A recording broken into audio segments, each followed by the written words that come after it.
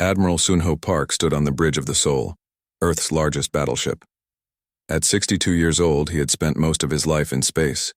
His black uniform was decorated with medals from the Mars rebellions. His short gray hair and sharp eyes gave him a serious look. "Status report," he said. His second-in-command, Captain Hyjin, stepped forward. "The 7th Fleet is ready, Admiral. 43 warships prepared for jump. The civilian volunteers are still boarding." Admiral Park nodded. He turned to the large window that showed Earth's orbital docks. Ships of all sizes were preparing to leave. Military vessels with powerful weapons, medical ships with red crosses painted on their hulls, cargo ships loaded with supplies. "How many civilian ships?" he asked. 112, sir," said Hyjin. "And more are coming. We had to turn some away. There wasn't enough time to process them all."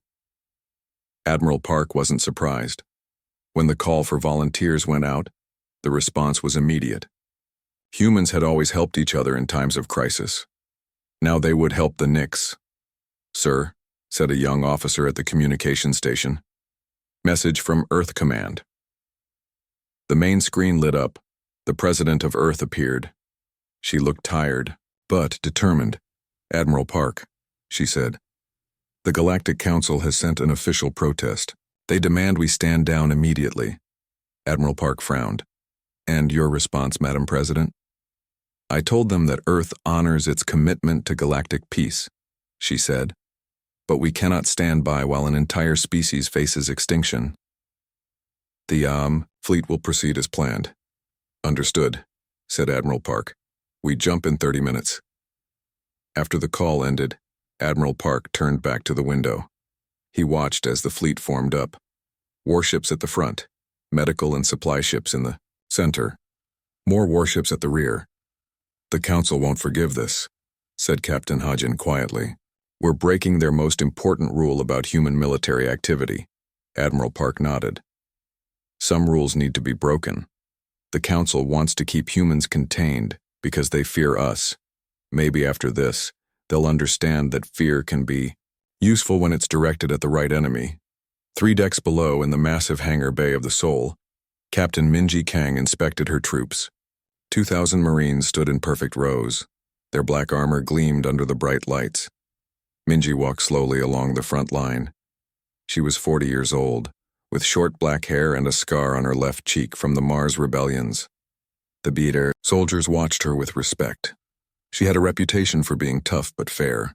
"In 5 days," she said, her voice carrying across the hangar, "we will reach the Nix homeworld.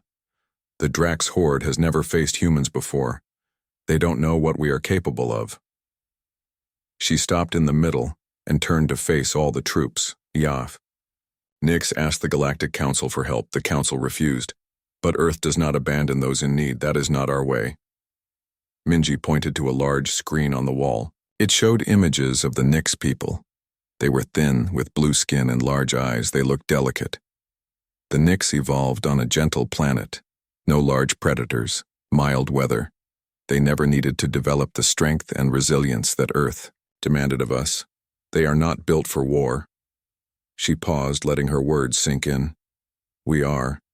Earth made us strong. Earth made us survivors. And now we will use that strength to protect those who cannot protect themselves." The Marines stood straighter, pride visible on their faces. "Prepare your gear," Minji ordered. "Study the enemy information. Rest while you can. Dismissed." As the troops filed out, Minji's second-in-command approached her. Lieutenant Dong Yun was young, only 28, but he had proven himself in training. "Captain," he said quietly, "the intelligence reports say the Drax have never met humans. They don't know about Deathworlders. Could we use that to our advantage?" Minji smiled slightly. "That's exactly what I'm counting on, Lieutenant." In his small office on the Galactic Council planet, Taiho Kim faced another kind of battle. On his screen, the Grand Minister looked furious. "Ambassador Kim," said the minister, "your planet has violated Council law. The human fleet must turn back immediately." "With respect, Minister," Taiho replied calmly, "the Council chose not to help the Nix.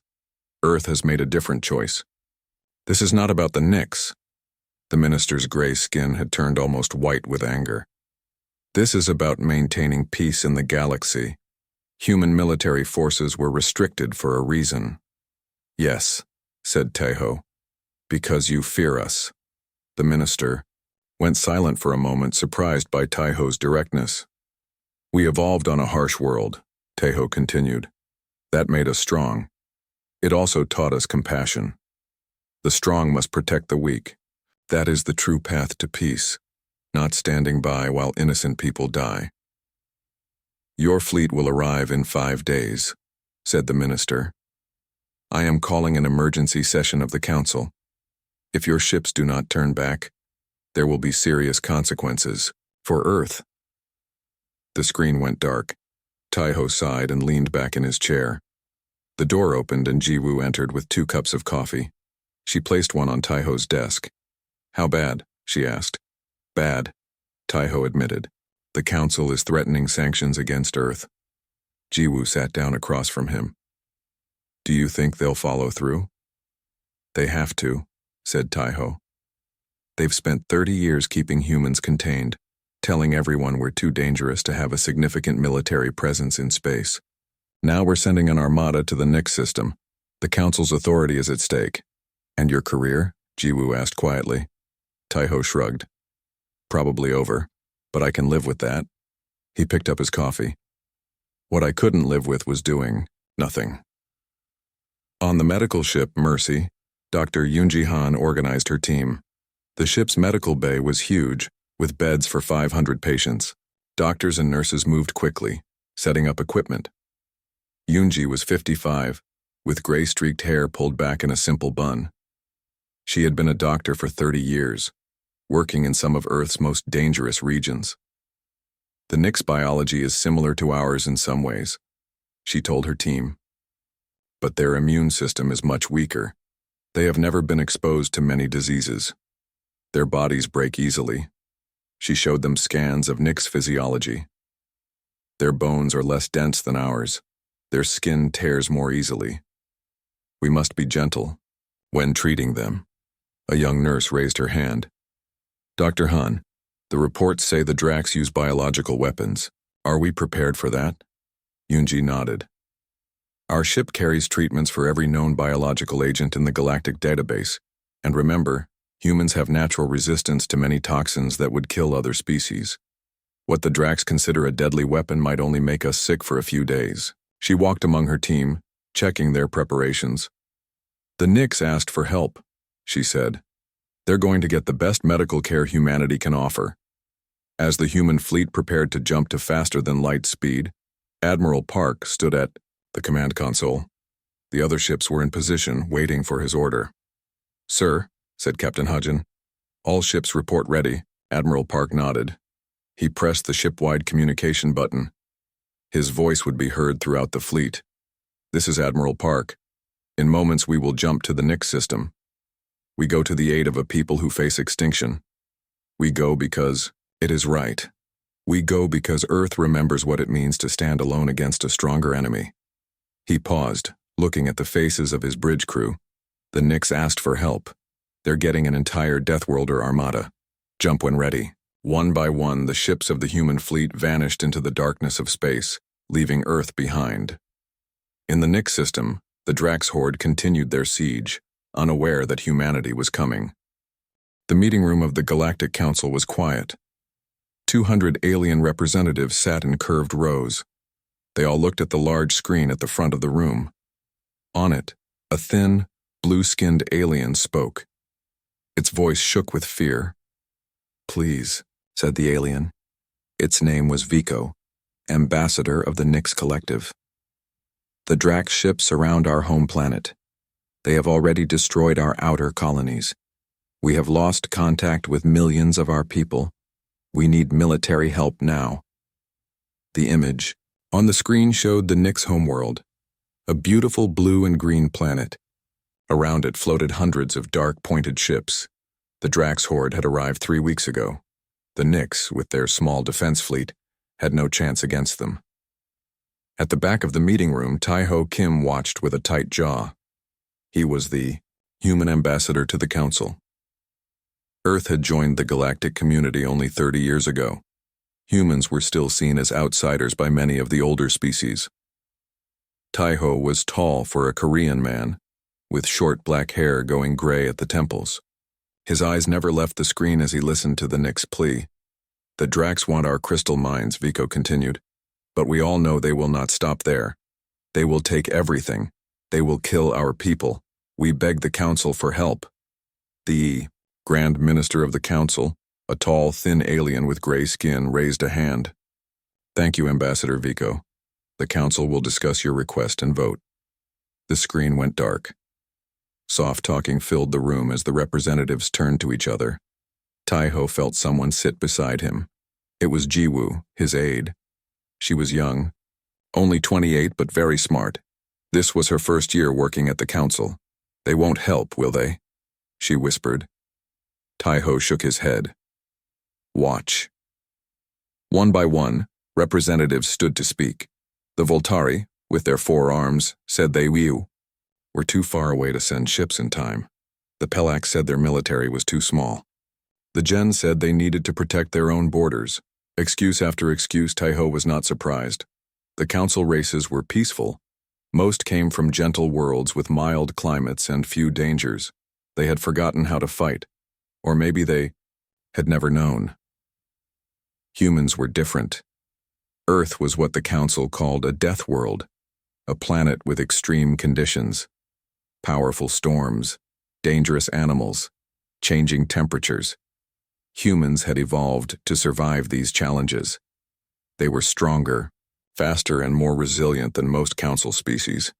This scared many of the older races. When Earth joined the Council, rules were made to limit human military presence in space. For peace, they said. But Taiho knew the truth. It was fear. The Grand Minister called for a vote. Those in favor of sending military aid to the Nyx Collective? Few. Hands went up. Taiho raised his, but he knew it would not be enough. Those in favor of sending humanitarian aid after the conflict? Most hands went up. The Grand Minister nodded. The Council will prepare medical ships and supplies to help the Nyx rebuild after the Dracs have gone. We offer our deepest sympathies. Taiho stood up suddenly. Minister, with respect, humanitarian aid will be useless if there are no Nyx left to help. The Dracs do not leave survivors. The room went quiet. All eyes turned to the human. Ambassador, Kim, said the minister. The Council has voted. We cannot risk a galactic war by attacking the Dracs directly, so we will watch as an entire civilization dies? Taiho's voice was calm, but his eyes were hard. We regret the situation, the minister said, but the Council has made its decision. Taiho looked around the room. He saw discomfort on many faces, but no one spoke up. He nodded once and sat down. This is wrong, Jiwoo whispered. Yes, said Taiho. It is. Back in the Earth Embassy, Taiho sat at his desk. Night had fallen on the Council planet. Through the window he could see 3 moons rising over the city. He had made his decision during the walk back from the Council chamber. Now he just needed courage to follow through. Taiho pressed a button on his desk. Jiwoo, please come in. The door slid open and Jiwoo entered. Yes, Ambassador. Close the door, please. She did so, then stood waiting. Taiho pointed to a chair and she sat. What I am about to do could end my career, he said.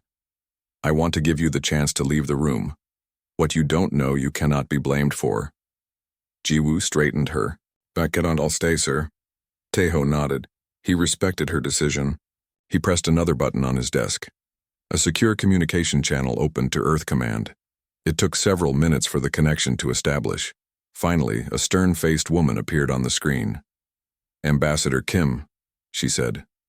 This is unexpected. Admiral Park, Taiho greeted her. I apologize for the late call. I have information that cannot wait. He sent the files he had copied from the Council meeting. The Nyx distress call. The images of the Drac ships, the Council's vote. The Council has refused military aid, he explained.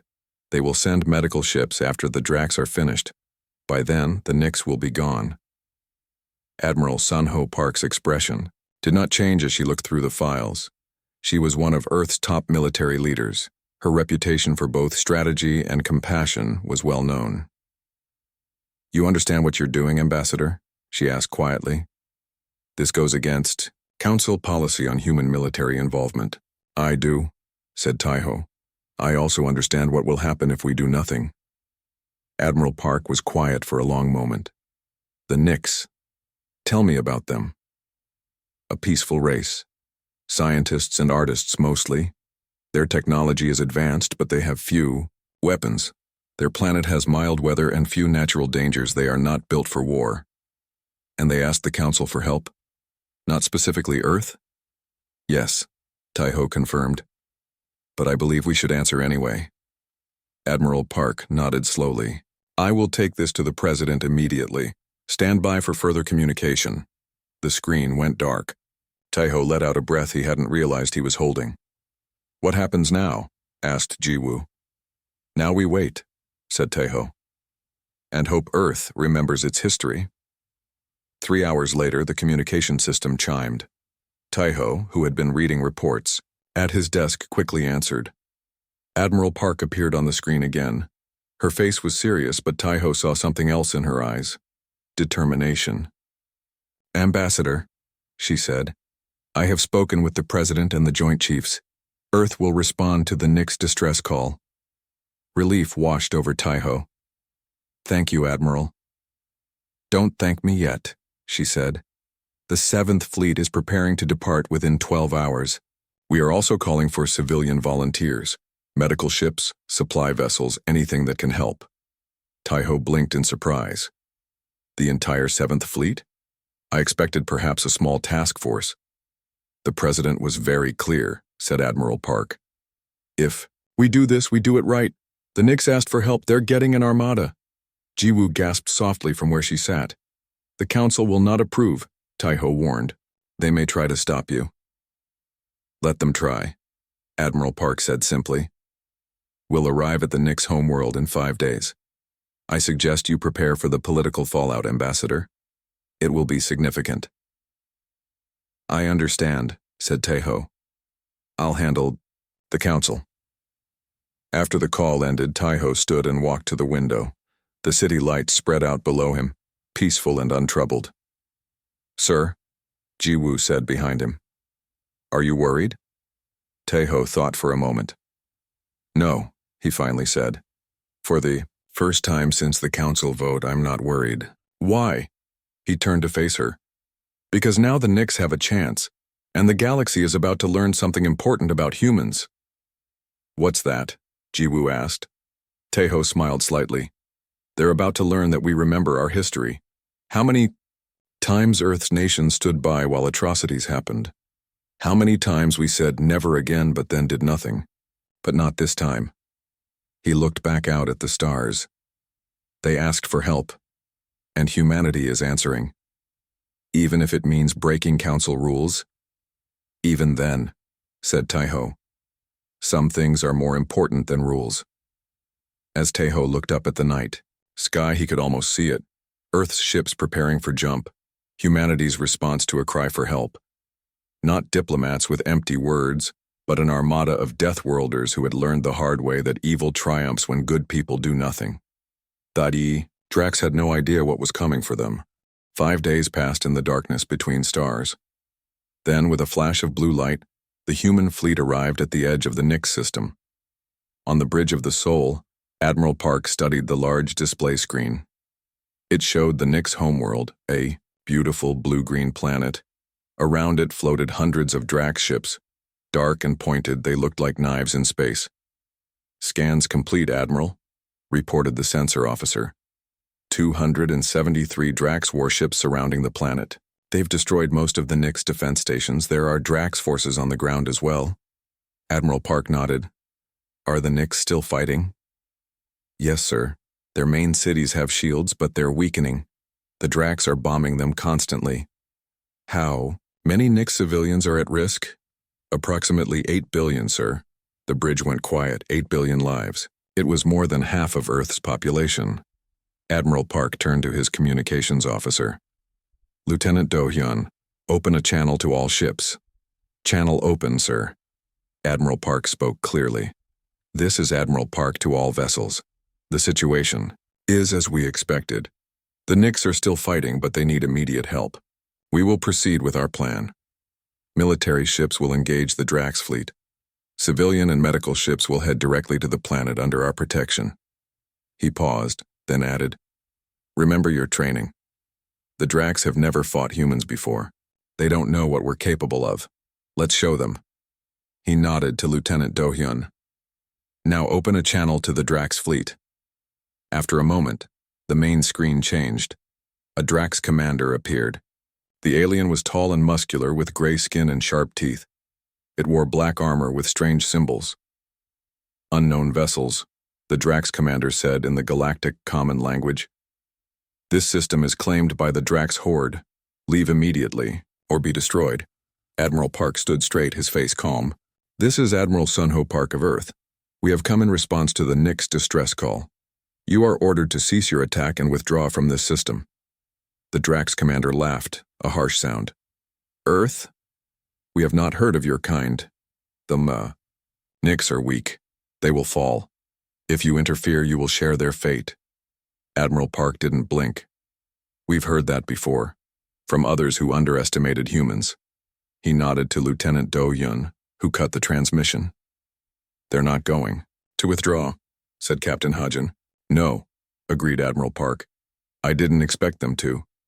He turned to his weapons officer. Battle stations. All ships. Weapons free. Alarms sounded throughout the fleet. On every ship, crews ran to their positions. Weapons powered up. Shields activated. Sir, said Lieutenant Do-hyun, the Drax are hailing us again. Ignore them, said Admiral Park. They've said all they need to say, so have we. He looked at the tactical display. The Drax fleet was moving. A group of 50 ships had broken off from the main force and was heading toward the humans. They're sending a small force to deal with us, said Captain Hajin. They don't see us as a serious threat. Admiral Park smiled slightly. Good. Their mistake will be our advantage. He tapped his console. All ships execute Battle Plan Alpha. The human fleet moved with perfect coordination. The warships formed a protective wall in front of the civilian vessels. As the Drax ships approached, the human ships held their position. They expect us to retreat, Admiral Park told his bridge crew. Most council races would. We will not. The Drax ships opened fire first. Energy beams flashed across space, hitting the human shields. The Sol shook slightly. Shields holding at 92%, reported the defense officer. Admiral Park nodded. Return fire. All ships advance at half speed. The human fleet fired together. Hundreds of energy beams and missiles hit the Drax ships. 3 exploded immediately. Several others were damaged, but the most surprising thing to the Drax was that the human fleet didn't retreat. Instead, it moved forward, closing the distance. They're changing formation, said Captain Hajin, watching the Drax fleet. They didn't expect us to advance. No, said Admiral Park. They didn't. On the Knicks' homeworld, Captain Minji Kang and her Marines prepared to land. Their transport ships flew past the space battle, protected by fighter escorts. Through the windows, Minji could see the surface of the planet. Beautiful cities with tall crystal towers, forests of blue-leaf trees, and in many places, the destruction caused by Drax attacks, burning buildings, ruined land. 2 minutes to landing, announced the pilot. Minji checked her weapon, then addressed her troops. Remember, our mission is to secure the landing zones for the medical ships and protect the Knicks civilians. The Drax have forces on the ground. They will fight hard. The young Lieutenant Dong-hyun asked, Captain, what about the toxic gas the intelligence report mentioned? The Drax have been using it against the Knicks. Minji tapped her helmet. Our suits can filter most toxins. The gas that's killing the Knicks might make us sick, but it won't kill us. Another advantage of being from a death world. The transport ships descended through the atmosphere, heading for the capital city of the Knicks. As they got closer, they could see Drax ground forces attacking the city's shield. Landing zone is hot, said the pilot. Drax forces have anti-aircraft weapons in place. Minji nodded. Put us down anyway. We'll handle it. The transports landed under heavy fire. As soon as the doors opened, Minji and her Marines rushed out. The air was filled with a greenish gas, but their suits protected them. The Drax soldiers, seeing the humans for the first time, hesitated. They were used to fighting the Nyx, who were smaller and physically weaker. These new enemies moved with surprising speed and confidence. Minji led the charge, firing her weapon with precision. "Secure the perimeter," she shouted. "Medical ships. Need room to land." The Marines spread out, engaging the Drax forces. The battle was fierce, but the humans had two advantages: surprise and their natural strength. After 20 minutes of fighting, the landing zone was secure. Minji watched as the first medical ships began to land. Dr. Yoonji Han emerged from one, leading her medical team. "The air is toxic," Minji warned her. Dr. Han nodded. "Our analysis shows it's a chlorine compound. Deadly to the Nyx, but just irritating to humans. We've brought masks for the Nyx survivors." A group of Nyx officials approached cautiously. They wore protective suits, but even so, they moved slowly, weakened by days of fighting and toxic exposure. The lead Nyx, a tall, blue-skinned female, spoke in the Galactic common language. "You are from Earth?" The council said no help was coming. "The council isn't here," said Minji. "We are." The Nyx leader looked around at the human forces securing the area, at the medical ships landing, at the space battle visible in the sky, above. "How can your people fight in this atmosphere?" she asked. "Our soldiers collapse after minutes of exposure, even with protection." Minji removed her helmet, surprising everyone. She took a breath of the toxic air. It burned her throat slightly, but she could handle it. "We evolved on a death world," she explained. "Earth tried to kill us every day with storms, predators, diseases, and toxins. We survived. We adapted. We grew strong." The Nyx leader stared, in amazement. "You can breathe the toxin?" "Not comfortably," admitted Minji, putting her helmet back on.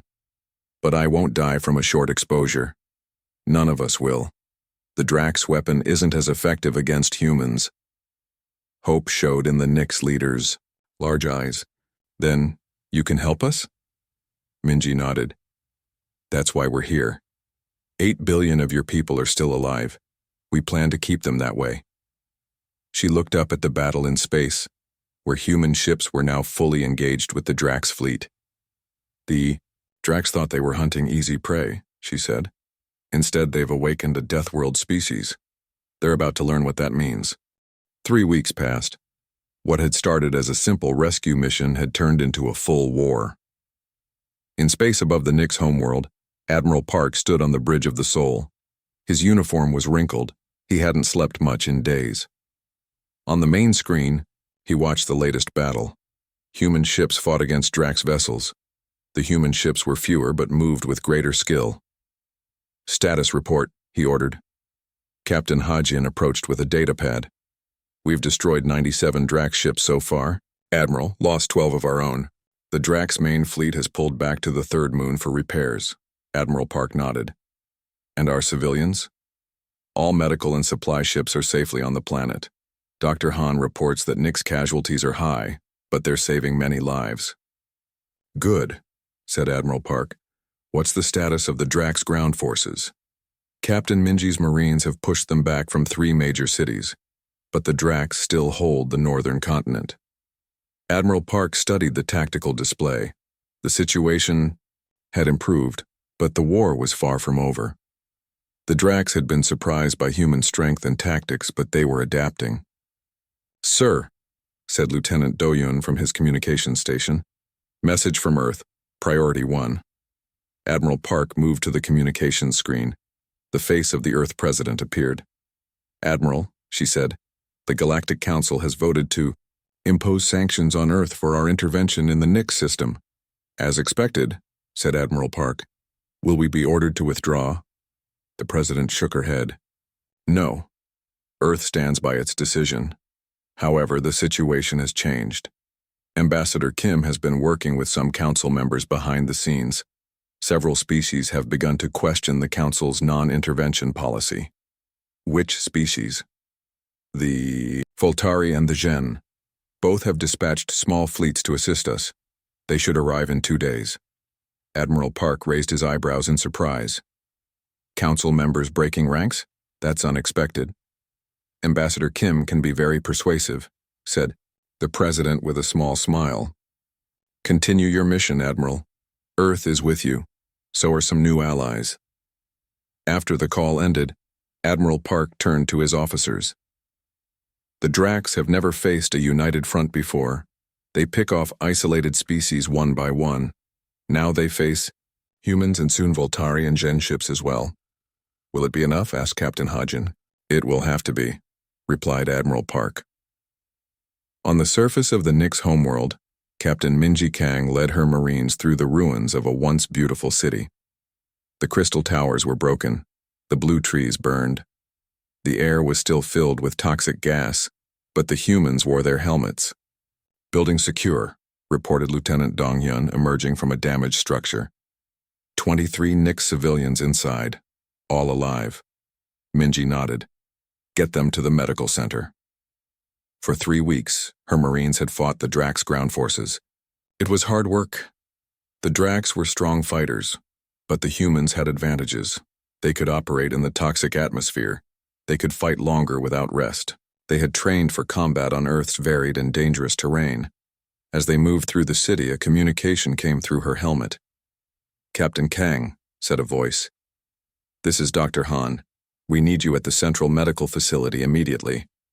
On my way, Minji replied. Lieutenant, continue the search. Find any survivors. Minji took a transport to the large building that had become the main human medical center.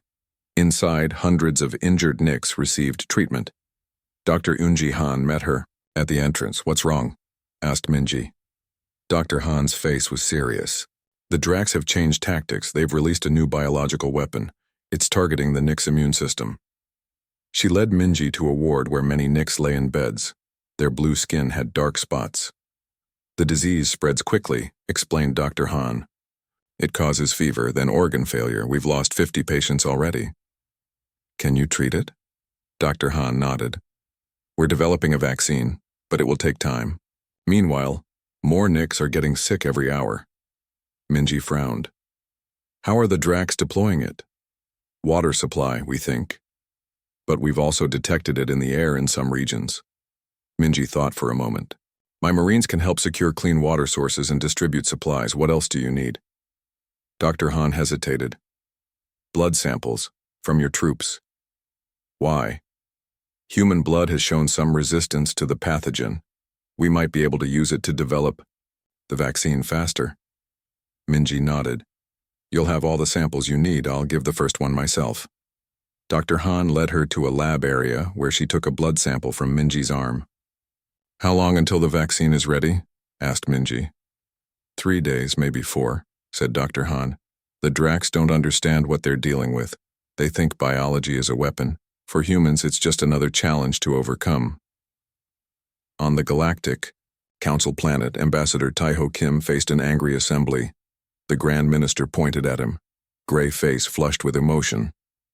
Earth has violated our most sacred laws, the minister shouted. Human warships were restricted for a reason. Now, we see the chaos they cause. Taiho stood calmly at the speaker's podium. What chaos, Minister? The protection of 8 billion Nyx who would otherwise be slaughtered. Is that what you call chaos? Murmurs ran through the council chamber. Many representatives looked uncomfortable. Then we, Drax attack innocent worlds, Taiho continued. They have done so for decades. The Council's policy of non-intervention has allowed this to happen. Our policy maintains peace in the galaxy, insisted the minister. Peace? Taiho's voice grew, stronger. There is no peace for the Nyx right now. There was no peace for the Centauri when the Drax destroyed them 5 years ago. A peace that allows the strong to prey on the weak is no peace at all. The chamber grew quiet. Taiho looked around at the assembled representatives. Humans come from a world that tried to kill us. We survived because we learned to fight, but we also learned compassion. The strong must protect the weak. That is true peace. A tall, four-armed representative stood up. The Voltari ambassador. The Voltari agree. With Earth, she said. We have sent ships to assist the Nix.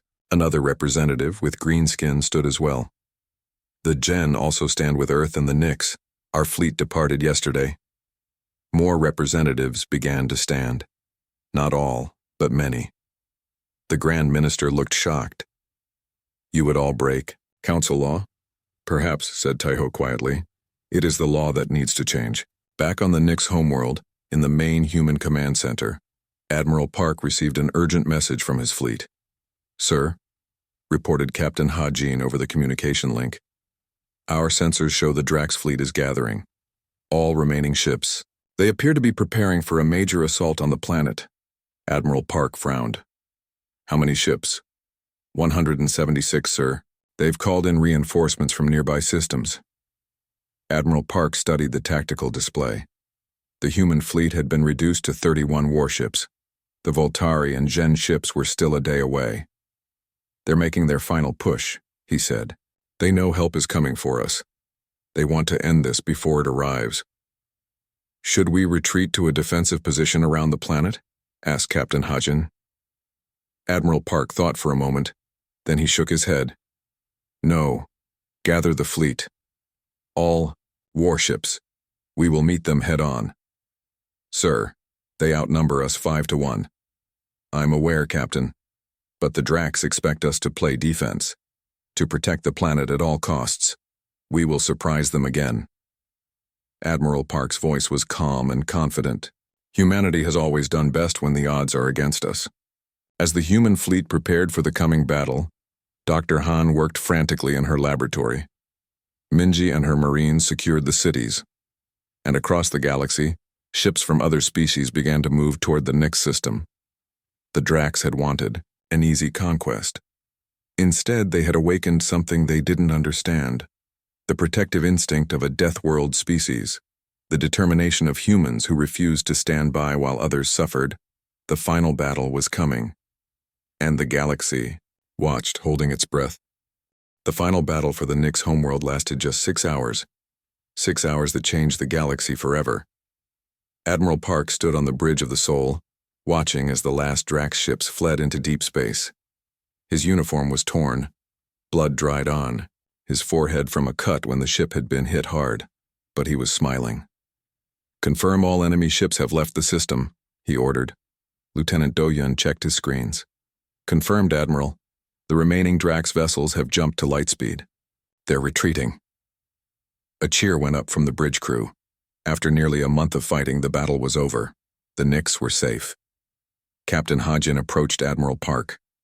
Sir, the Voltari and Gen fleets are requesting permission to land on the planet. Admiral Park nodded. Grant permission, and prepare my shuttle. I want to see the situation on the ground myself.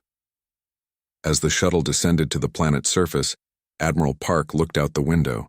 The beautiful world of the Nix had changed. Many cities were damaged. Forests had burned. But already he could see reconstruction beginning. Human engineers worked alongside Nix builders, fixing buildings and power systems. The shuttle landed, near the main command center where Captain Minji Kang waited to greet him. Admiral, she saluted. Welcome to Nix. Admiral Park returned the salute. Report, Captain. The last Drax ground forces surrendered 2 hours ago, said Minji. Doctor, Han's vaccine worked. We've treated over 6 million Nix infected by the biological weapon. She led him inside the building where the Nix government had set up temporary offices. The Nix High leader, a tall female named Valira, approached them. Admiral Park, she said, her voice filled with emotion. The Nix people owe you a debt we can never repay. Admiral Park shook his head.